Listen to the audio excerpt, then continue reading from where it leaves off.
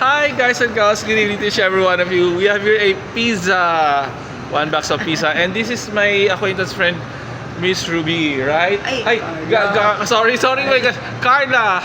Sorry, oh my gosh, I'm bad, my bad. And we're gonna have some pink out, and we decided to take this out because she wanted to have a milk tea on her favorite shop outside here in Gateway Mall. And then so after before we had this takeout, we talk a little about life, about everything. Not actually totally everything. Some sort of a melodrama in our lives, in her life. Okay, not my life.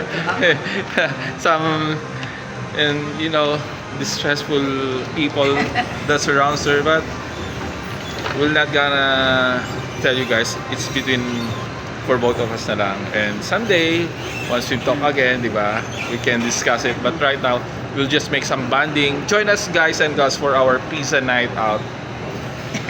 Ano ganun? Carla once again. So I know Carla, nawala na sa isip ko na it's I'm thinking of other things, kaya the other people, kaya napapanggit ako na Kasama ko tuloy Oo. ako It's okay, para memories. I told her to make some little videos. So, di ba? Ayun. So, how are you? Good. Very so good. far. So, make some shout outs. Shout out sa mga listeners and Viewers. viewers. Hey, how about your family? Make some shout out to your family. Shout out doon sa mga mga kapamilya ko. Most especially my mom, who is now having some Oh, how is she? challenging moment. Oo. Now she's in the hospital. So, how is she right now? I'm not sure. I haven't seen her yet. Okay. Since the last times I Oh. went to the hospital in BGC. Okay. So When will be the next visit to your mom? I'm not sure kasi lagi akong gabi na eh.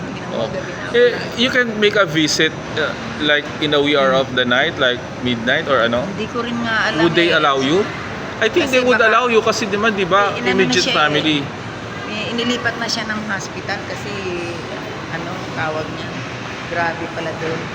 Okay. Yung bang syempre ano na tayo na yun. Diba? Oh. Kailangan practical tayo na yun. Yes. Hold on guys. We'll just proceed now to Milk Tea House. Okay, bye for now. Bye! This could be our first ever video that we made. So, memories to cherish. Bye for now. Shout out to each every one of you. Thank you, Lord, for all the wonderful blessings that you gave to me, for all the trials and challenges that I surpassed. Shout out to my mother in Bicol, Fea Bordo, to my childhood friend Helen Careto, to each every one of you. Bye for now. Say bye. Bye!